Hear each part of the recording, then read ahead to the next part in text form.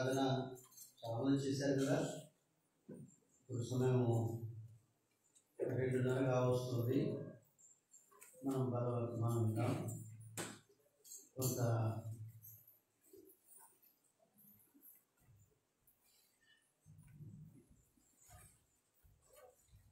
సరే బైబిల్ పదపడుతున్నామా?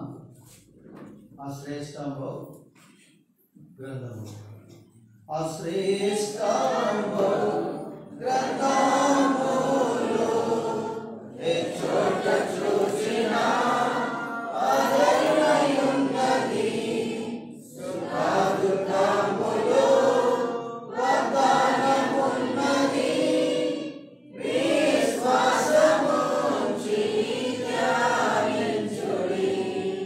ఆ శ్రేష్టంలో గ్రంథములో ఏ చోట చూసినా అదైనయున్నది సుఖదుఃఖములో వాగ్దానమున్నది. విశ్వాసముంచి ధ్యానించుడి.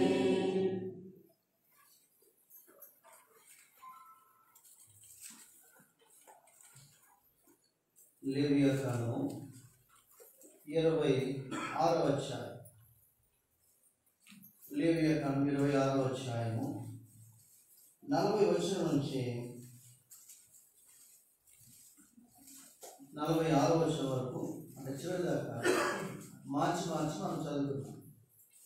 లేవియాకాండం 26వ అధ్యాయం 40వ వచనం నుంచి, వారు నాకు విరోధముగా చేసిన తిరుగుబాటును, తమ దోషమును, తమ తండ్రుల దోషమును ఒప్పుకొని తాము నాకు విరోధముగా నడిచిమనియు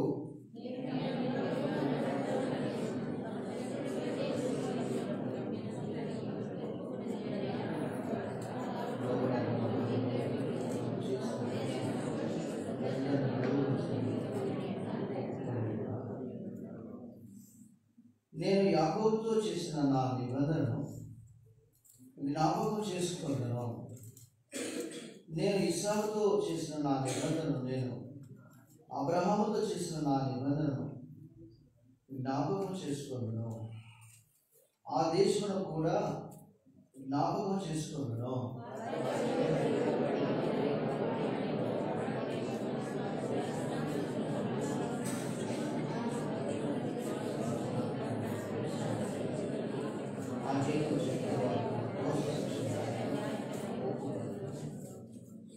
అయితే వారు తమ శత్రుల దేశంలో ఉన్నప్పుడు వారిని నిరాకరింపను, నా నిబంధన భంగపరిచి వారిని కేవలం నశింప చేయునట్లు వారి యందు అసహ్యపడను. అనగా నేను వారి దేవుడినైన యెహోవాను.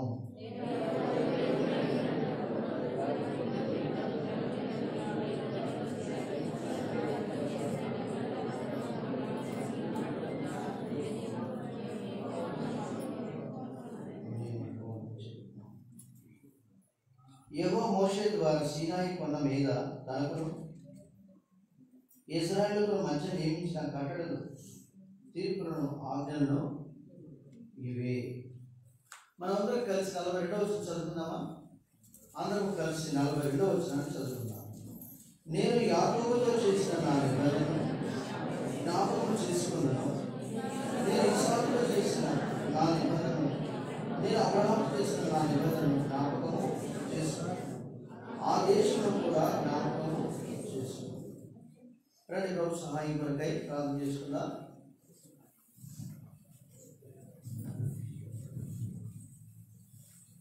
తండ్రి, నేను మీ సమాజంతో కలిసి మిమ్మల్ని స్తుతించి ఆరాధించినట్లుగా నాకు ఇచ్చిన ఘనతకై స్తోత్రం. మీరు 7 కన్నులు గలవాడు తండ్రి, మీకు వందనం చెల్లించుకొని ఆరాధించి పూజిస్తున్నాను. మీరు అసమానుడు, అద్వితీయుడైన దేవుడు, యేసుక్రీస్తు ప్రభువుగా, మాకు దేవుడుగా, రక్షకుడుగా మీరు ప్రత్యక్షపరచుకున్నదికై స్తోత్రములు. అంత మాత్రమే కాదు కానీ మీ వాక్యంలో సెలవించినట్టుగా, ద్వితీయోపదేశకాండం 11-12 సెలవించినట్టుగా నీ దేవుడైన యెహోవా లక్ష్యపెట్టు దేశమని సెలవించారు. అవును తండ్రి, నా ఇల్లు ఏ మంచితనమని లక్ష్య పెడుతున్నాను. దేవా, నేను ఎన్నిక లేనివాడు, నీచుడు, నా బుద్ధి నీచమైనది.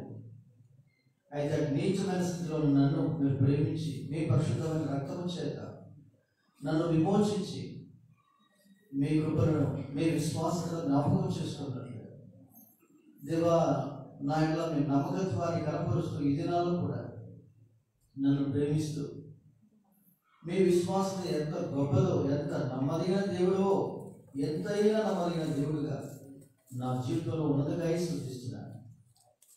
తండ్రి, నన్ను అనేకసార్లు మితముగా శిక్షించువాడుగా ఉన్నాను.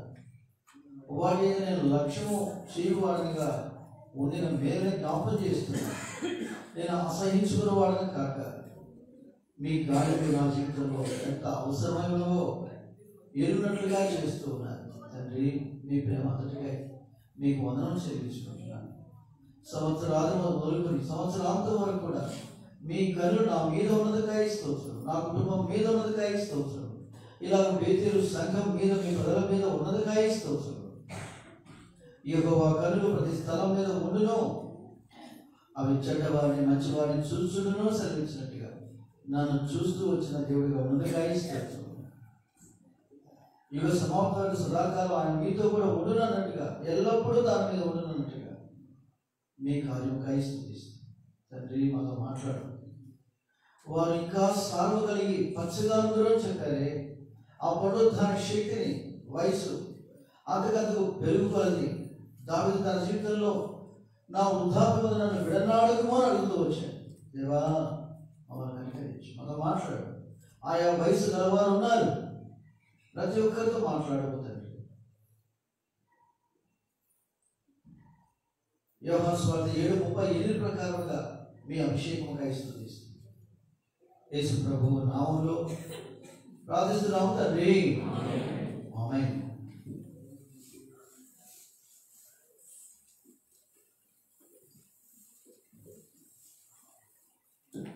సరే, మనము నూతన సంవత్సరంలోకి వచ్చాము. కాసేపు పోతే నూతనమైన వాగ్దానాలు తీసుకునే వారికి మనం ఉన్నాం. ఈ లేవియా కాండము 26వ అధ్యాయం మనం చూస్తూ వస్తే 42వ వచనం మనం చూస్తూ వచ్చాం. వాస్తవంగా 41 కూడా మనకు ఆ చివరి భాగం అవసరమే. అందరం కలిసి 42వ వచనం చదువుకుందామా? 42వ వచనాన్ని అందరం కలిసి మనం చదువుకుందాం. నేను యాకోబుతో చేసిన నా నిబంధనను జ్ఞాపకం చేసుకున్నాను, నేను ఇస్సాకుతో చేసిన నా నిబంధనను, నేను అబ్రహాముతో చేసిన నా నిబంధనను జ్ఞాపకం చేసుకున్నాను, ఆ దేశము కూడా జ్ఞాపకము చేసుకున్నాను. ఇక్కడ ముగ్గురు వ్యక్తులు దేవుడు ప్రస్తావిస్తున్నాడు: అబ్రహాము, ఇస్సాకు, యాకోబు. జ్ఞాపకం చేసుకుంటున్నాను, జ్ఞాపకం చేసుకున్నాను. పదే పదే ఈ మాట చెప్తా ఉన్నాడు. అయితే దీనికంటే ముందుగా 40వ వచనం చివరిలో చూడండి. అనగా లోబడిన తమ హృదయంలో లొంగి తాము చేసిన దోషములకు ప్రతిదండనను ఆలోచించమని ఒప్పుకొనిన అది. కాబట్టి మనం బలను సమీపక మునుపు మనం ఒప్పుకోవాల్సిన వారిగా ఉన్నాం. డాక్టర్ గారు ట్రీట్మెంట్ స్టార్ట్ చేయాలంటే మొట్టమొదట మన లోకంలో ఉన్న బాధలు ఆయనతో కూలంకుషంగా అంటే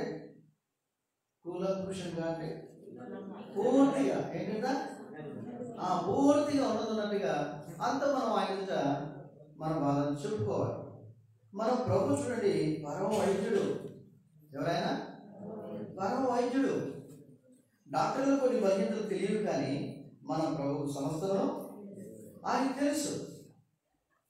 ఎప్పుడైతే చూడండి మనం పూర్తిగా ఒప్పుకునే వారికి ఉంటామో అప్పుడే ఆయన అదిగా రాయబడింది. ఏమని? సామెతలు 28:13 ఏమని రాయబడింది?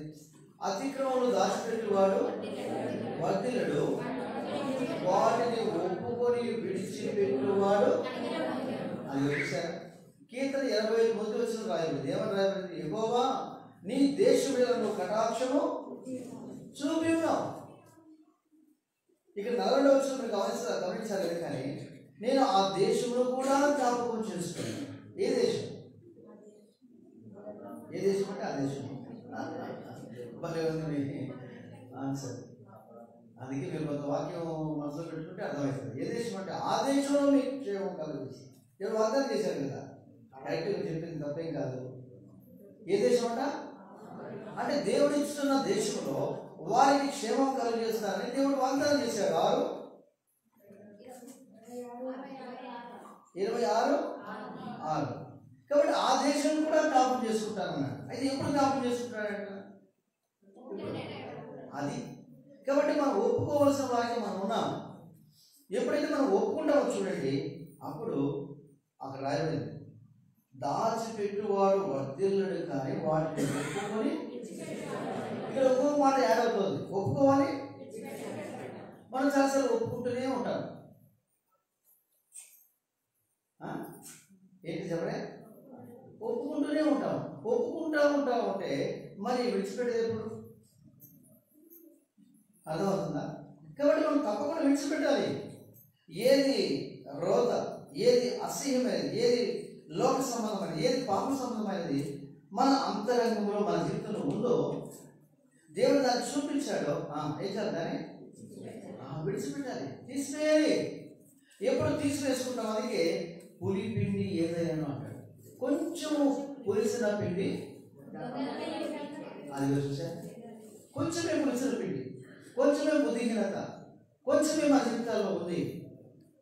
కొంత బాగానే ఉన్నాం దేవుడి కొరకు, అంతా మంచిగానే కొంత నడుచుకుంటున్నట్టు ఉన్నాం. అయితే కొంచెం ఎంతగా చెప్పలేదు, కొంచెమే ఎడమాయన అంటాడు. నేను సమాజ సంకలం మధ్య ఉండినను ప్రతి విధమైన దౌష్యమునకు లోబడటకు ఎంత కొంచెమే అంట. కొంచెం, ఆ కొంచెమే చూడండి ఎంత ప్రమాదం మన జీవితాలు. కాబట్టి కొంచెం కాదు, ఏది దాచి ఉంచడానికి వీలు లేదు. మీకు తెలుసా క్యాన్సర్ సెల్లు ఎంత మరి యాక్టివ్గా, ఎంత సీక్రెట్గా వర్క్ చేస్తారు. దాని సెల్స్ చూడండి, కణాలు ఒక భాగంలో, ఇక్కడ ఒక తొడ భాగంలో లేక ఈ గొంతు భాగంలో ఉన్నాయి అనుకుందాం. అక్కడ ఆపరేషన్ చేసి అక్కడ ఏమంటారు, కిమియా ఏమంటారమ్మా, కీమోథెరపీ కదా. ఆ కీమోథెరపీ అక్కడ ఇచ్చారు అనుకోండి, గొంతుకు ఇచ్చారు లేక కాలుకి ఇచ్చారు, ఎక్కడ ఉందో అక్కడ నిర్ధారించి దాన్ని ఇచ్చినకుండా అది వెంటనే కనుక్కొని ఏం చేస్తుందా శరీరంలో ఒక్కో భాగానికి దానికి ఉన్న శక్తి చూడాలి. మరి దానికే ఎంత శక్తి ఉంటే పాపానికి ఇంకే శక్తి ఎంత శక్తి ఉండాలి? మనుషుని యొక్క పాపం క్యాన్సర్ కంటే, కరోనా కంటే ఎంతో భయంకరమైనది. కాబట్టి ఆ విషయం మనం ఎప్పటికప్పుడు ఒప్పుదలలోకి వచ్చి మనం కడగబడిన వారం అయితే, ఆ రెండో విషయంకి వచ్చినప్పుడు మా పూర్వీకుల వారి విషయంలో దేవుడు ఎలాంటి జ్ఞాపకం చేసుకున్నాడో ఈనాడు మన విషయంలో దేవుడు ఏం చేస్తాడు? 105వ కీర్తన చూడండి. కీర్తనలు 105వ కీర్తన మనం చూస్తూ వచ్చినప్పుడు ఇక్కడ అదే జ్ఞాపకం చేసుకుంటున్నాడు దేవుడు. కీర్తనలు 105వ కీర్తన రండి దయచేసి తీసిన వారు ఎవరైనా 8వ వచనం చదువుతారా? 1000 తరముల వరకు అబ్రహాముతో తాను చేసిన నిబంధనను, ఇస్సాకుతో తాను చేసిన ప్రమాణము నిత్యము ఆయన జ్ఞాపకము. ఇక్కడ చూడండి, ఎవరితో మొట్టమొదటి దేవుడు నిబంధన చేశాడు?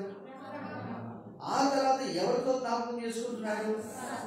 ఇస్సాకుతో తాను చేసిన ప్రమాణం అంటున్నాడు. ఇక్కడ యాకోబుతో ఏమంటున్నాడు? యాకోబు ఉన్నాడు ఇక్కడ, 12వ వచనంలో రాయబడింది. ఆ మాట యాకోబునకు కట్టడగా. కాబట్టి అబ్రహాము, ఇస్సాకు, యాకోబు. మిగతా గుర్తుండలేదు. మనం యెషయా 50 అధ్యాయం చూసాం, 58వ అధ్యాయం. నీ తండ్రి యాకోబు స్వాస్థ్యమును నీ అనుభవంలో 14వ వచనమా చదువుతారా? స్పష్టంగా బిగ్గరగా చదవండి. నీ తండ్రి యాకోబు స్వాస్థ్యమును నీ అనుభవంలో.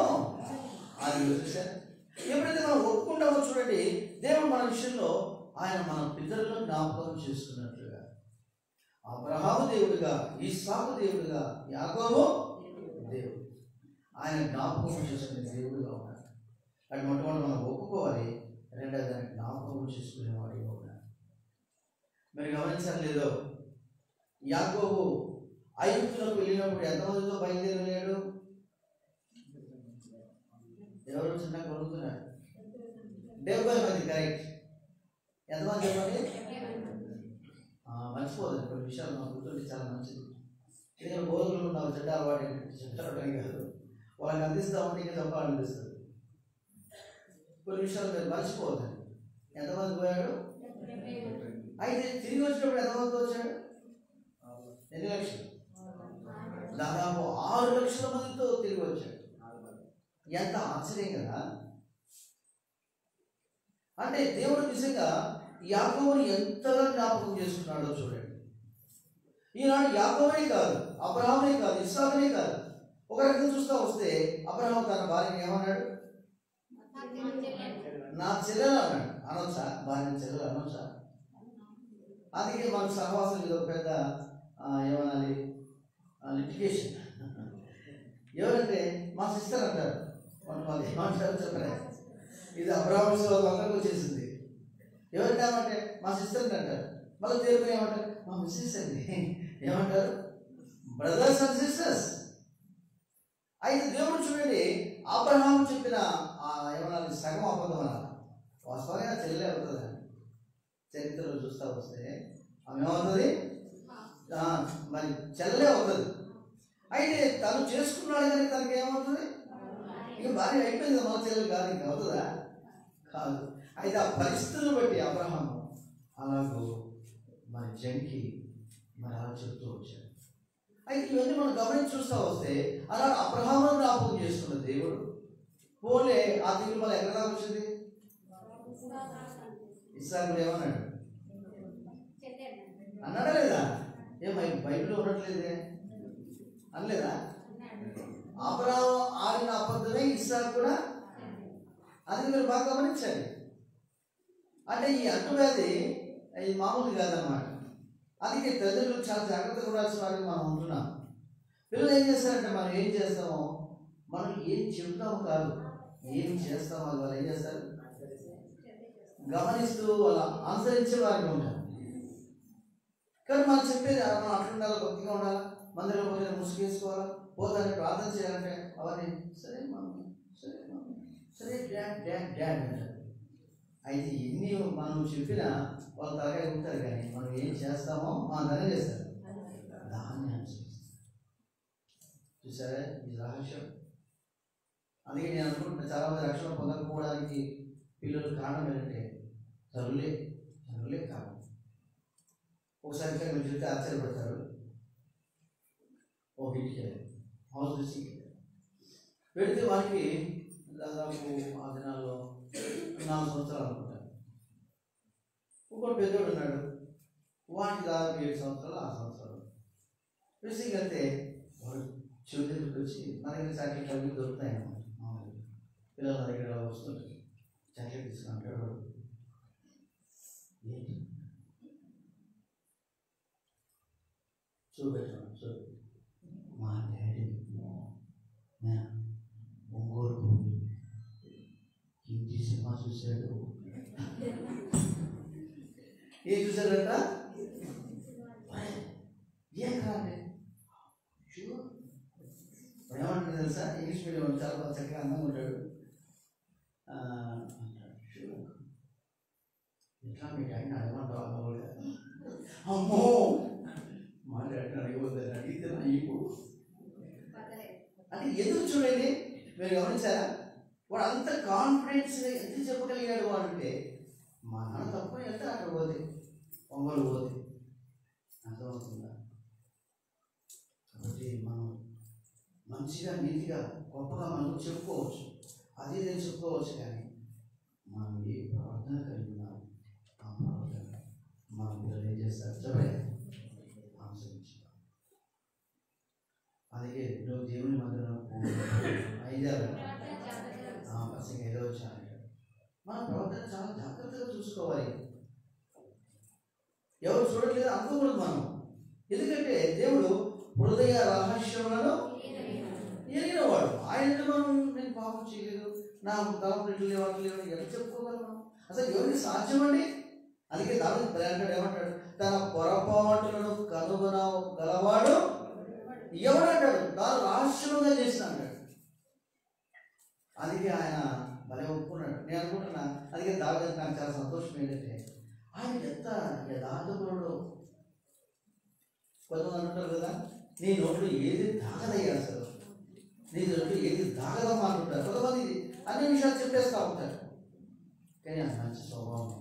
అయితే కొన్ని విషయాలు మనం దేవునితో చెప్పడం అవసరం కొన్నిసార్లు. ఎందుకంటే కొంతమందికి ఏంటంటే అందుకే అంటాడు, మరి పంతులు దగ్గర ఏమైందంట, మోక్షంలో ఏంటంటాడు. వాళ్ళేదో మేలు పొందుతారు, మన మహిళ చెప్తే ఆయనే ఇట్లా అంట ఏమంటారా చెప్పలేదు, ఆయనే కాబట్టి అలాగ మనం అర్థం చేసుకోవాలి. కొన్ని అనుభవాలు చెప్తున్నప్పుడు అవి నాకు కూడా వస్తాయి, ఆ సమయంలో నాకు కూడా ఆ గాయాలు అవుతాయి. నేను కూడా అలా విశ్వాసంతో ఉండాలి, నిరీక్షణతో ఉండాలి. దేవుని సేవకులు కావచ్చు, ఇంకెవరైనా కావచ్చు. ఇక్కడ మనం చూస్తే అదే చెప్తున్నాడు. లేవియా కాలం 26వ అధ్యాయం మనం చూస్తూ వచ్చినప్పుడు ఆయన అబ్రహాము దేవుడిగా రుజువుపరుచుకున్నాడు. అబ్రహాము దేవుడిగా జ్ఞాపకం చేయబడుతూ వచ్చాడు. కాబట్టి ఆ జ్ఞాపకమే ఒకవేళ మనం ఇక్కడ వెళ్తే బాగుంటుందేమో. 105వ కీర్తన అంటాడు, 48వ వచనం, 105:48 వరకు చదవండి. 105:48 నేను ఆ మాట చూడలేదు. దగ్గరగా 105 లేదా సరే క్షమించి 42 క్షమించి 40. ఏలేక ఆయన తన పరిశుద్ధ వాగ్దానములు తన సేవకుడైన అబ్రాహాము జ్ఞాపకము చేసుకుని ఆయన తన ప్రజలను సంతోషంతోను తాను ఏర్పరచుకున్న వాడిని ఉత్సాహ ధ్వనితోను. అది చూసాడు ఏ వాగ్దానాలట. కాబట్టి ఆయన రెండవదిగా అబ్రహాము దేవుడు జ్ఞాపకం చేసుకుంటున్నానని చెప్తున్నాడు. మూడోది చూస్తా వస్తే పరిశుద్ధ వాగ్దానము. ఇంకోసేపు పోతే మనం ఆ పరిశుద్ధ వాగ్దానం గురించి మనం చూడబోతున్నాం. పరిశుద్ధమైన వాగ్దానాలు. కాబట్టి దేవుడు ఏదైనా వాగ్దానం చేశాడు అంటే తప్పకుండా ఏం చేస్తారు, నెరవేర్చారు. మనం చాలాసార్లు తొందర ఏంటంటే ఒకటి తీసుకొని ఏం చేస్తాం, దాన్ని చూసి అది వచ్చిందా ఆ సంవత్సరం అంతా నెరవేరాను అబ్బే అది వచ్చింది కానీ వెళ్తాం. కానీ అక్కడ రాయబడింది తరంలో ఎంతవరకంట. నాకు అనిపించింది ఈ ముసలోడికి ఎంత విశ్వాసం అనిపించింది. ఏ ముసలోడు 99 వస్తున్నా ఆయన విశ్వాసం కలిగి ఉన్నాడు. సారమేమన్నా అవుతాం, వీళ్ళు పెట్టింది తిని పోక మళ్ళీ ఏం చేస్తారు, వీళ్ళు మీది నీకు ఏం కలుగుతుందంట చెప్పలేదు, నీకు కుమారుడు కలుగుని చెప్పేసి కాస్త కోడ కూడా వానే కోరుకుంది, ఉప్పు కారము తిన్నారు. తినేసి ఇప్పుడు ఏం చేస్తున్నారు, మీదకి నీకు కుమారుడు పుడతారు. ఎంతగా నవ్వుకుందో ఆయన నిలబడిన దేవుడికి. శారా నవ్వలేదా, ఏం కోపం వచ్చింది దేవుడికి. శారమ్మకు నవ్వింది, దేవుడి కోపం వచ్చేసింది. శారా నవ్వలేదా అంటాడు. ఇక్కడ గమనిస్తే రోమిలికి రాసిన పత్రిక 4వ అధ్యాయం అంటాడు, అబ్రహాము విశ్వాసమందు బలహీనుడు కాక అంటాడు. ఆ మాట భలే చదువుతారా. రోమిలికి రాసిన పత్రిక 4వ అధ్యాయం అండి. త్వరగా రోమిలికి రాసిన పత్రిక 4వ అధ్యాయము.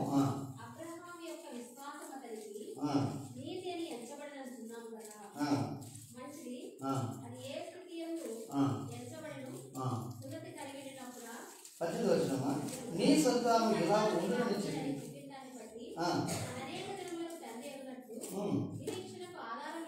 ఆ మాట చూడండి, నిరీక్షణకు ఆధారము లేనప్పుడు అతను నిరీక్షణ కలిగి నమ్మాను. మరియు అతడు విశ్వాసమునందు బలహీనుడు కాక రమారమి 100 ఏళ్ల వయసు గలవాడైంది.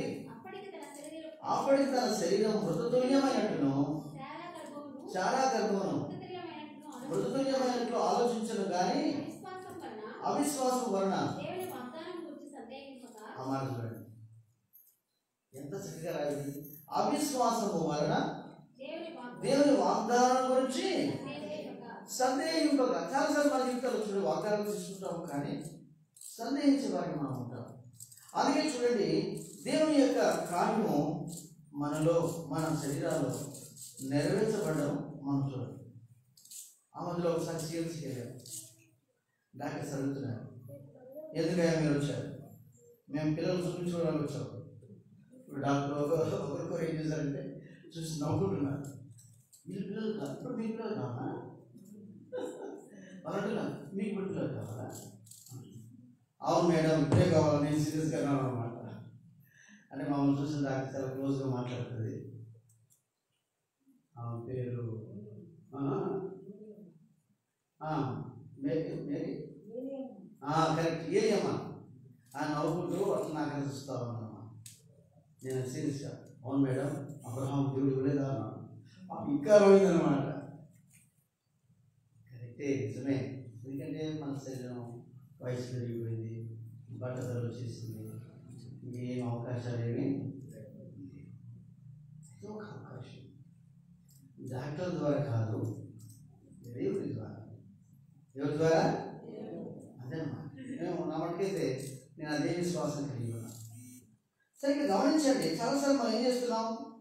సందేహించేవారు అన్నమాట. అవిశ్వాసము వలన దేవుని వాగ్దానం గురించి సందేహం వాడబడింది. బతుకోవచ్చు అతను విశ్వాసం నందు బలహీనుడు కాదు. చాలాసార్లు మనం ఏమవుతుంటాం? ప్రతి చిన్న విషయం కూడా ఏం చేస్తాం? ఇంత దాన్ని ఇంత కొండలాగా చూస్తాం. వాళ్ళు ఇట్లా అనొచ్చా అనొచ్చా అనొచ్చా, ఇది రాత్రంతా నిద్ర లేదు, నెమ్మది లేదు, తృప్తి లేదు. కొంతమందికి ఎంత సెన్సిటివ్గా ఉంటారు అంటే చాలా సున్నితంగా ఉంటారు. అలా కాదు. మన ఆత్మీయతతో దినాలు గడిచే కొద్దీ కొన్నిటికి మనం ఏం కావాలంటే అలవాటు పడాలి, అభ్యాసం చేసుకోవాలి.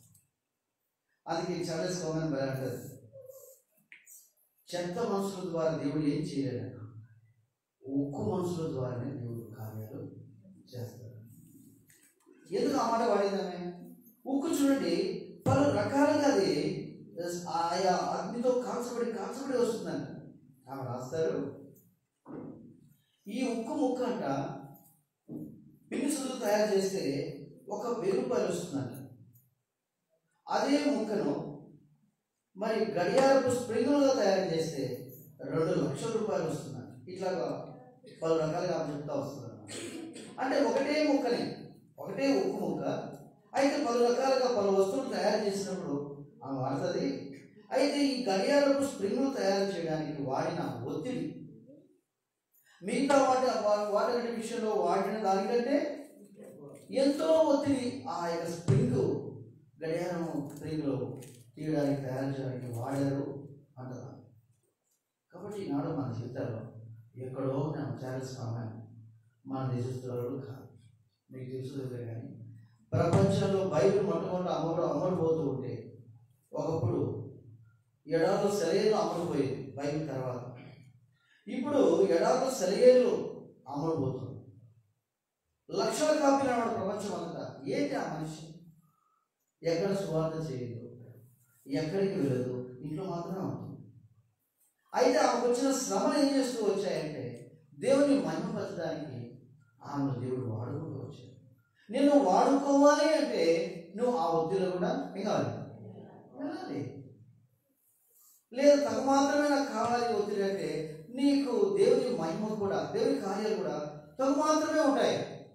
ఎందుకంటే నీకు ఒత్తిడి ఇష్టం లేదు, శ్రమ ఇష్టం లేదు, నింద ఇష్టం లేదు అంటే నీ విశ్వాసం అంతమట్టుగా ఉంది. కాబట్టి దేవుని కార్యం కూడా అంతమట్టుగా ఉంటుంది. పెద్దవాళ్ళు అంటారు కదా, పిండి కొద్ది చెప్పడే మీరు కాదు వాళ్ళు కదా పాపం, పిండి కొద్ది రొట్టె కదా. కాబట్టి నువ్వు ఎంతగా దేవుడు శ్రమపడ్డానికి నువ్వు అప్పగించుకుంటూ వస్తావు, దేవుడు అంత గొప్ప కార్యాలు నీ ద్వారా నా ద్వారా చేస్తావు. నువ్వు మాట చెప్పమంటారా? దేవుడు చేసే గొప్ప కార్యాలు గొప్పవారి ద్వారా కాదు, గొప్పవారి ద్వారా కాదు. ఎవరి ద్వారా? బలహీనమైన వారి. ఎవరి ద్వారా? ఎన్నిక లేని వారి ద్వారా, నీచులైన వారి ద్వారా. ఇంకా ఎవరంట?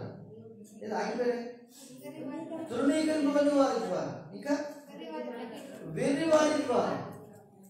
చూడండి ఎన్ని రాయబడ్డా అక్కడ వరుసగా. అక్కడ అంటాడు, జ్ఞానులను సిగ్గుపరచును దేవుడు వెర్రి వారిని ఏర్పాటు చేసుకున్నాడట. ఎవరు వాళ్ళు చెప్పండి? వేరే వాళ్ళు ఏర్పాటు చేసుకున్నాడు ఆయన. అందుకే పరలోకంలో దేవతలు అడుగుతారట, ఏంటి ప్రభు వీళ్ళు రాజ్యం నుంచి వచ్చినారు, ఏంటి సంగతి అంటే ఆయన అంటారంట, వీళ్ళు భూలోకం నుంచి రాజ్యం నుంచి వచ్చినారు వాస్తవమే, కానీ శ్రమలలో నుండి. ఈనాడు దేవుడు బిడ్డ శ్రమ అంటే భయపడవు. నువ్వు ఎంతగా ఆ కొలిమికి ఇష్టపడుతూ వస్తావో, ఆ దెబ్బలకు ఇష్టపడుతూ వస్తావో, అంత పదులు పెట్టబడతావు. అందుకే ఆయన యెషయా గ్రంథంలో 49వ అధ్యాయం రండి దయచేసి. యెషయా గ్రంథము 49వ అధ్యాయం. యెషయా గ్రంథం 49వ అధ్యాయం. ఇక్కడ మనం చూస్తా వస్తే ప్రభు చాలా చక్కగా రాని చూపించాడు. ముందుగా మన కొరకే చూడండి దయచేసి.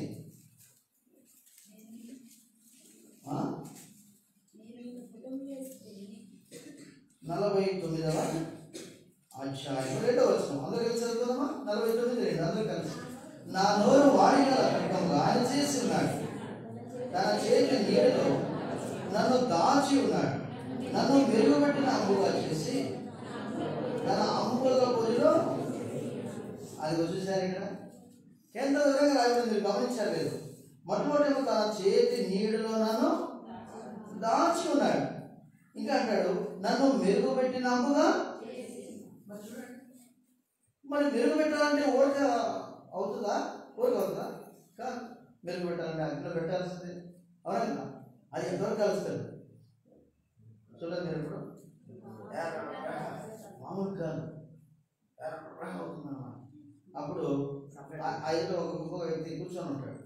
ఆ వ్యక్తి ఏమంటాడు అంటే ఈయన పెట్టిన ఆ గొడ్డలి కావచ్చు, గొడవలు కావచ్చు, బాగా ఎర్ర కాగిన తర్వాత అక్కడ పెట్టి ఇట్లా అంటాడు, అంటే శుద్ధ తీసుకొని బాగా కొట్టు అంటాడు. ఓకే, సైడ్ చేస్తారు అంతే. ఆ తర్వాత మరి దాన్ని బాగా బలంగా కొడతారన్నమాట, బాగా కొడతారు. ఆ దెబ్బ పడుతున్నప్పుడు ఈ వ్యక్తి కూడా అది పని ఎక్కడానికి ఆ షేప్, ఆ ఆకారాన్ని మరి అనుకూలంగా మలుచుకోవడానికి దాన్ని చక్కగా మరి టర్న్ చేస్తూ ఉంటాడు, తిప్పుతూ ఉంటాడు. ఆ తర్వాత దాన్ని చూసుకున్నాడు. చూస్తే పదం వచ్చేసింది, పదం ఎక్కింది. నేను అనుకున్నా మరి ఏమంటారు ఆకారంలోకి వచ్చేసిందని దాన్ని నిర్ణయించుకున్న తర్వాత ఏం చేస్తాడు, దాన్ని తీసుకొని నీళ్ళలో శ్రీ అని పెడతాడు. శబ్దం అసలు వస్తుంది, శ్రీ అని వస్తుంది. ఇక్కడ అంటాడు వాక్యం ఏమంటాడు, మేము నిప్పులలోనూ నీళ్ళలోనూ పడితే ఆయనలో నువ్వు సమృద్ధిగా చోటికి మమ్మల్ని రప్పించి ఉన్నావు. ఎక్కడ రప్పించాడంట? ఏం చెప్పట్లేదు మీకు, ఏం సమృద్ధాన్ని ఇష్టమట్లేదు మీకు. ఎక్కడ రప్పించాడు? ఎప్పుడు రప్పించాడు? నిప్పులో నీళ్ళలో పడకముందే రప్పించాడా? అందుకే మనం రప్పించాలని త్వరగా రప్పించాలని అనుకుంటున్నారు. నిప్పులో పడాల్సిందే. దేవునికి ఎప్పుడు చూడండి అడ్డదారి అని ఎంచుకోరు. మీరు బాగా గుర్తుపెట్టుకోరు. ఆశీర్వాదం పొందాలంటే అడ్డదారులు లేవు. మనం చాలాసార్లు అడ్డదారి కూడా పోవాలనుకుంటాం. అంతేందుకు పోవాలి? అంతగా మేకప్ నేర్పించింది యాకోబు. ఎవరు? రెబెకా. నేను అనుకుంటున్నా ఈ దినాల కంటే ఆ దినాలను బ్యూటీషియన్స్ చాలా మంది ఉన్నారు, అవునా కదా? చూడండి ఎంత చక్కగా మేకప్ చేసింది రెబెకా, అవునా కదా? భలే బాగా చేసింది, ఏ సవాలు చేసేసింది. వాడు ఆడి పాపం పిల్లడు ఒప్పుకున్నాడు, అమ్మా నాకు ఆశీర్వాదం ఏమొస్తుంది, శాపం వస్తామంటే ఏమంటారు, ఏమంటుంది తెలుసా? అదంతా నేను చూసుకుంటాను, నా మీద వస్తుంది, పోలేదు అన్న. చూసారు ఆఖరి బాబు వైపు పోతే, ఏరా నీ స్వరం మాత్రం యాకోబులా ఉంది, నీ ఒళ్ళు మాత్రం ఏశావులా ఉందని తల్లి చూస్తూ ఉంటే, లేదు నాన్న జలుబు వచ్చింది. వాడు చూసాడు, నాకు జలుబు పెట్టింది కొద్దిగా అంటే అని చెప్పేసి దగ్గరకు వస్తే ఇంకేమన్నా మేకప్ కాన్సెప్ట్ అయిపోయింది. మీరు గమనించారా? తండ్రి దీవించాడు, కానీ దేవుడు దీవించడానికి ఎన్ని సంవత్సరాలు పట్టింది చూడండి. అవునంటారు కదంటారు, ఎన్ని సంవత్సరాలు పట్టింది. దేవుడు మరలా యాకోబుకు ప్రార్థన నేర్పి, యాకోబుకు దేవుని అర్పించడం నేర్పించి, ఆయన దర్శనంలోకి మరలా తీసుకువచ్చి, ఆ తర్వాత నీ పేరేమని అడుగుతారు మన దేవుడు. తెలియనట్టు ఎవరు అక్కడ ఎవరు అడుగుతారా లేదా? ఏమంటాడు? మనం తినడం నా పేరు నీకు తెలియదా? తెలియదా చెప్పు, మనకి ఏమని కావాలో నా పేరు నీకు తెలియదా? ఎంత గొప్ప వస్తుందో అవునే కదా. దేవుడు కూడా అలా అడుగుతారు తెలుసా మీకు? మన బుద్ధి ఎలా ఉందో మారిందా లేదా అని అర్థమవుతుందో లేదో. ఆదామా అని ఎన్నిసార్లు ఎందుకు పిలిచాడు? ఏమైనా స్వరం విని వచ్చి పశ్చాత్తాపడతారేమో, నాయనా నేను పొరపాటు చేశాను నాయనా అని చెప్పేసి తెలిస్తే ఏమన్నా, ఇదిగో నువ్వు నాకు ఇచ్చినా ఈ స్త్రీయే అంటే మరి నువ్వు ఎందుకు తిన్నావు? ఆమె ఎందుకులే, నువ్వు ఎందుకు తిన్నావు? అది నువ్వు ఇచ్చావు కదా, నువ్వు ఇచ్చిన స్త్రీ అక్కడ ఎంత బాగుంది అక్కడ, ఎంత బాగా ముఖ్యవాడిగా లేక తప్పించుకోవడానికి ప్రయత్నం చేస్తారు చూడండి. అంటే అలాగే మనం చేయకూడదు. ఆయన నిబంధన మనతో జ్ఞాపకం చేసుకోవాలి అంటే ఇప్పుడు మొదలు అదే మాట. ఇది 58:14 మధ్యలో ఉంది, ఆ చివరి అనుకుంటారు. అమ్మ చదవాలి. నీ తండ్రి యాకోబు స్వాస్థ్యంలో చదవనమాట చేయండి ఎవరన్నా. 58:14 నీ తండ్రి యాకోబు స్వాస్థ్యంలో. అక్కడ చూడండి, ఇప్పుడు యాకోబు ఎవరైనా మనకు ఏమయ్యాడు అంటే మీకు అర్థమవుతుంది బాగా. అంటే మనం కూడా యాకోబు లాంటి వాళ్ళమే, దేశంలో చేయి అవునా, మనం కూడా యాకోబు లాంటి వాళ్ళమే. మీరు మాట్లాడదు కాబట్టి గమనించండి, నీ తండ్రి అయిన యాకోబు అనుభవం.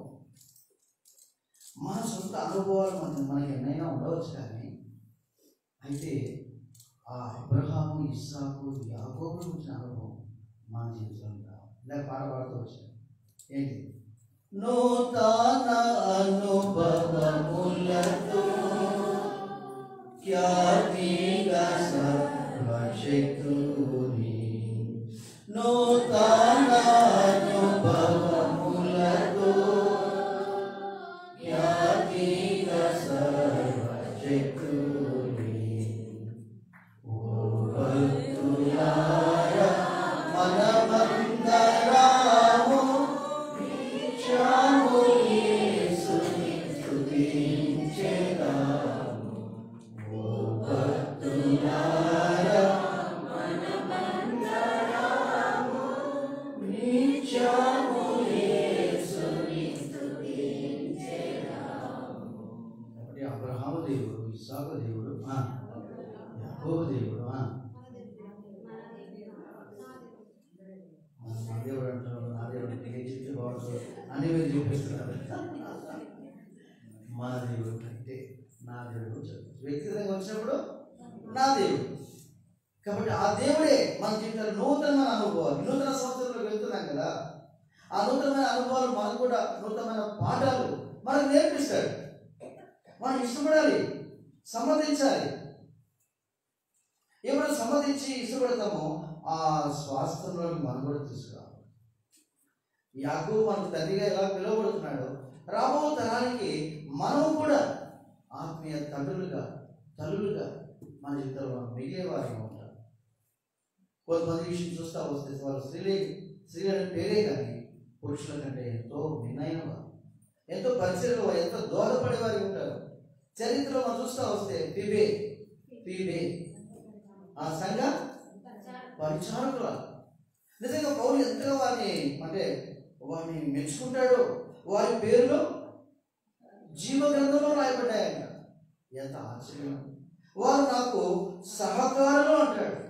ఇలాంటి దేవుడి ప్రజలుగా ఆయన నిబంధన మనం గైకుంటున్నాం, మనం జ్ఞాపకం చేసుకుంటున్నాం, మనం అటు వారికి కావాలి దేవుడి ఉద్దేశం. కానీ పురుషులని స్త్రీలని భేదం ఏమైనా ఉందా? లేదు, దేవుడికి లేదు. మనలో విశ్వాసం ఉంటే దేవుడు గొప్ప కార్యాలను చేస్తాడు. అందుకే బారాకు ఇంకెవడు ఏంటిది? బారాకు దెబోరా, అవునా కదా? బారాకు మేలుకొనుము, దెబోరా దెబోరా మేలుకొనుము కాదు, దెబోరా ఎంత చక్కగా వాడు నిజంగా యుద్ధం జరిగించారు. వాస్తవంగా బారాకు ఎవరు? బలహీనుడు. అయితే దేవుడు చూడండి, ఆ యుద్ధంలో ఎవరి ద్వారా విజయం ఇచ్చాడు? దెబోరా ద్వారా. ఈనాడు నీ ద్వారా, నా ద్వారా దేవుడు ఈ పరిచయం జరిగించాలని ఆశపడుతున్నాడు. కాబట్టి ఈ విషయాన్ని మనం మర్చిపోకూడదు.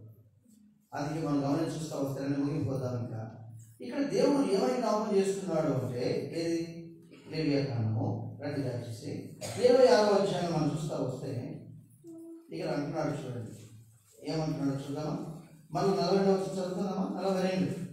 నేను యాకోబుతో చేసిన నా నిబంధనను జ్ఞాపకం చేసుకున్నాను, నేను ఇస్సాకుతో చేసిన నా నిబంధనను, నేను అబ్రహాముతో చేసిన నా నిబంధనను జ్ఞాపకం చేసుకుంటాను. ఇక్కడ గమనించండి, ఎందుకు అబ్రహాం అని ఆయన కలవరిస్తూ ఉన్నాడు. ఎవరు? దేవుడు. ఏ అబ్రహాం అంటే అంత ఇష్టమా? ఏం దూడకోసాడా?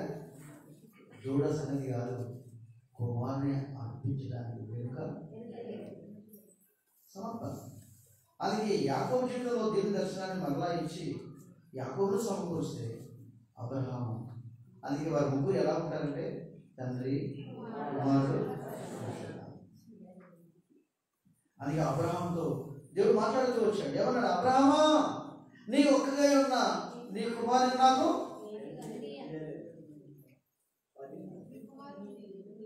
ఆగిపోయినా మీకోసమే. మీరు పాట చెప్తున్నారు, విడదీయలేదు. అది కాదు, కరెక్ట్ చెప్పాలా. సరే, మనం తెలిసి కాబట్టి బైబిల్ తీసి చదివావు.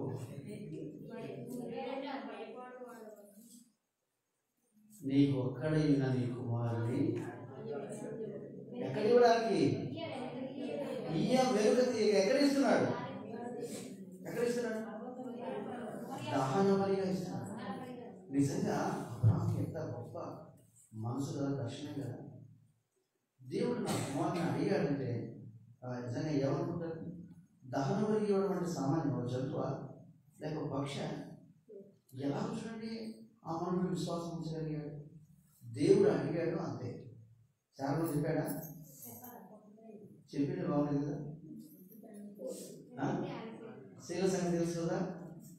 ఇక మామూలు ఓ అక్కో, ఓ పినే రాకో, మా ఇంటిలో దయ్యం పెట్టిందక్కో పెట్టిందట. ఎందుకంటే మరి దేవుడికి ఇవ్వాల్సింది జంతువులు కనుక పొట్టేలు ఇవ్వచ్చు, గొర్రె ఇవ్వచ్చు, పక్షులు ఇవ్వచ్చు. మా ఇంట్లో దయ్యం పెట్టింది ఆయన నా కొడుకు తీసుకెళ్ళి ఏం చేస్తారంట? ఆయన బాగా తెలుస్తారు రావు. శ్రీ ఎట్లా ఇద్దరితో కాపురం చేశాడు కదా. ఎవరిద్దరు? 2 సంగతులు తెలుసు. కాబట్టి ఎందుకైనా మంచిదని అర్థం చేసుకొని దేవుడితో నిబంధన చేయడానికి ఆ మనుషులు ఏ పర్వతం చెప్పండి? మొరియా పర్వతానికి ఎక్కిపోయాడు. తండ్రి సంగతి అలా ఉంచుతారు. కొడుకు చూడండి, ఎవరు కొడుకు? ఇస్సాకు. ఇస్సాకు ఏం చేస్తున్నాడు? కట్టెలు మోపు నెత్తెన మోసుకొని పోతున్నాడు. మనం అది మోస్తామా? నేనేమనుకుంటున్నాను, బీటెక్ ఏ టెక్ చెప్పాడు? బీటెక్ చదివే వాళ్ళతో కట్టెలు మోపిస్తావా నువ్వు? కట్టెలు మోపిస్తావా నువ్వు? మన చేసేవాళ్ళు ఆ టెక్లో తప్పని గుర్తొస్తాయి. నాకు అనిపించింది, ఈ అబ్రహాం మనసు చూడండి. ఏనాడు పాపం ఇస్సాకు ఇంటి నుంచి బయటకు వచ్చిన వాడు వచ్చాడు. ఎప్పుడైనా ఎక్కడ మనం చూడలేదు. అల్లా ముద్దుగా పెంచుకున్నాడు. చెప్పాలంటే అబ్రహాం చేతుల మీదుగా పెంచాడు ఇస్సాకు. అలాంటి మనిషి ఈ మొరియా పర్వతానికి ఎలా కట్టెలు మోస్తూ రాగలిగాడు అంటే ఇక్కడ గమనిస్తే అబ్రహాం యొక్క అడుగు జాడలో కుమారుడు ఇస్సాకు ఏం చేశాడు? నడుస్తూ వచ్చాడు. అదే నిబంధన అంటే. కాబట్టి ఈనాడు మన జీవితంలో మనం కూడా ఆ నిబంధనలో కొనసాగాలి. వారి అనుభవం మనం కొనసాగాలి అంటే వారు చేసినట్టుగా మనం అనేక విషయాల్లో మనం నడుచుకోవాల్సిన వారిగా మనం ఉన్నాం.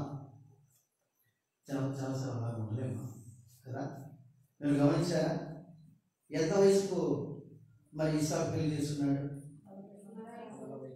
40 సంవత్సరాలు మనం ఆగుతామండి. చెప్పరే, 40 సంవత్సరాలు మనం ఆగుతామా? సరే, ఆ పూర్వకాలంలో కాబట్టి అది కూడా మనం కొంతమంది చూడాలి కదా. ఆ దినాలు వాస్తవంగా కొంత లేట్గానే మ్యారేజ్ జరిగేది. ఎంత లేట్ అయినా అంత లేటా? ఎంత లేటు? 40 సంవత్సరాలు. ఈయన పొలంలో పెళ్లి ఏం చేస్తున్నాడు ఇస్సాకు? చెప్పరే, ధ్యానిస్తూ ఉన్నాడట. చూడండి, ఏమైనా ధ్యానిస్తూ ఉన్నాడు. అమ్మాయి కొట్టుకుంటాడు, నేను సన్నగా ఎరగనా, నా ఒకే పెట్టుంది, ఆ అమ్మాయి ఎట్లుంటుందేమో, మెలకలు వస్తుందేమో అని ఇవన్నీ ధ్యానిస్తున్నాడా? అది కాదు. దేవుడు అబ్రహాంకి ఏం నేర్పించాడు, ఇస్సాకు కూడా అట్టి దేవుడి మీద మనసు ఉంచుకున్న వాడిగా ఉన్నాడు. అందుకే మీరు గమనించాలి, ఆయన అబ్రహాం దేవుడు మాత్రమే కాదు, ఎవరు ఇస్సాకు దేవుడు, ఆ తర్వాత ఈనాడు మన దేవుడిగా ఆయన మనలో ఉన్నట్లుగా, మన సంతతిలో ఉన్నట్లుగా. అక్కడ మీరు గమనించాలి, 105 కీర్తనలు అంటాడు, ఎన్ని తరాలంట, 1000 తరముల వరకు అంటే ఎంతవరకు, 1000 తరముల వరకు ఆయన నిబంధన జ్ఞాపకము చేసుకునే దేవుడు. చూసారు మన శాస్త్రాలు ఏమంటారు, నేను బాగుంటుంది మీరు వచ్చినాక నేను నా పిల్లలు వాళ్ళ కర్మ ఏం చేస్తానంటే నేను వాళ్ళని ప్రేమించాను బ్రదర్, మా పిల్లల్ని ప్రేమించాను. ఎవరు ప్రేమించారు మనం ఏమంటున్నాం చెప్పలేదు, నేను చాలా ప్రేమించాను బ్రదర్.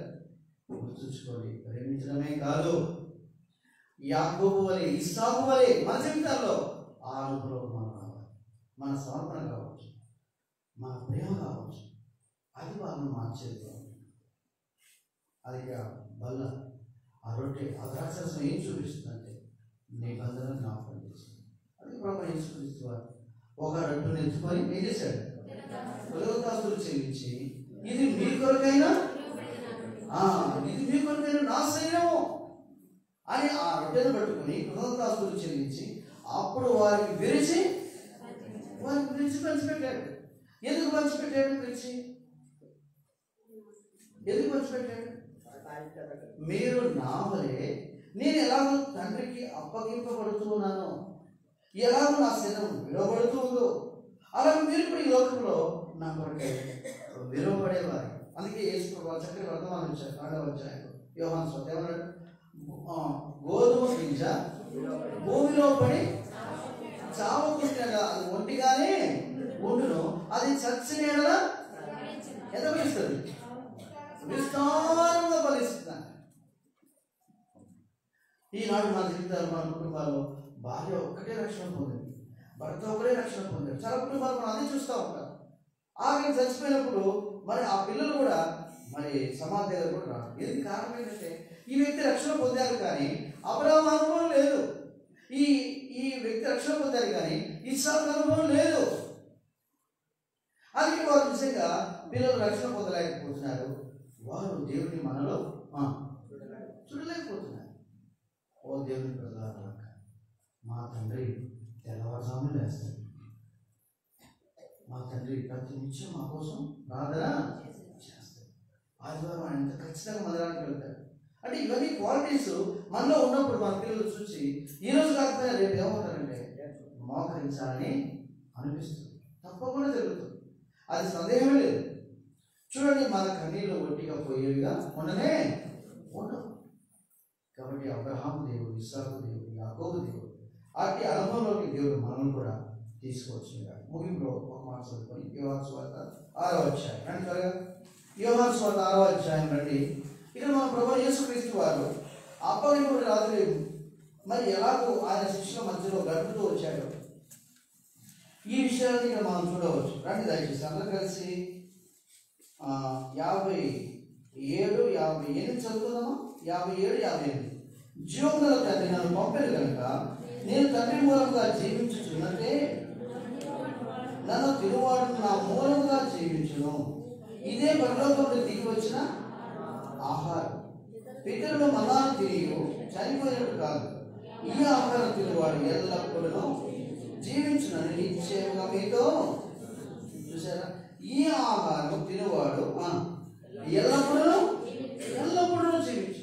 ప్రభు ఎందుకు మనకు ఆ శరీరాన్ని, ఆ యొక్క రొట్టెను, ఆ ద్రాక్షరసాన్ని మన ముందు ఉంచి ప్రతి వారం ఆయన జ్ఞాపకం చేసుకుని పాలు పొందమంటున్నాడంటే ఎల్లప్పుడూ జీవించి మనం ఆయన కొరకు ఈ లోకంలో మనం జీవించడం బద్దులమై ఉన్నాము. కానీ మర్చిపోకండి, కాబట్టి ఏదో ఆచార్యం మనం బలలో చేయడం కాదు, కానీ ఆత్మపూర్వకంగా మనం పరీక్షించుకుందాం. రండి మోకరించని ప్రార్థన చేసుకుందాం, క్షమాపణ అడుగుదాం.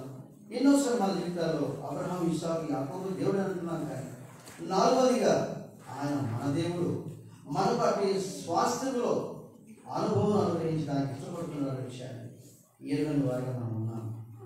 అందుకే అనేకసార్లు మన జీవితాలు, మన తరతరాలు ఆయన నిబంధన, ఆయన జ్ఞాపకం మన పిల్లల్లోకి తీసుకురాబడలేకపోతాం. ఒకసారి మౌనంగా ప్రార్థనలో ఏకీవిద్దాం. ఒకసారి ప్రభుని అడిగాడు, ప్రభా ఎన్నో విషయాల్లో ఆయనకు సమర్పించుకునే విషయంలో, ఆయన విశ్వాసం విషయంలో అబ్రహాము వలె నేను జీవించలేకపోయాను, ఇస్సాకు వలె నేను జీవించలేకపోయాను, ఇస్సాకు తండ్రి అడుగు జాడల్లో ఎలా నడిచాడో నేను అలా నడుచుకోలేకపోయాను. ప్రభువా నన్ను క్షమించు. ఒకసారి మౌనంగా ప్రార్థనలో ఏకమైందాం.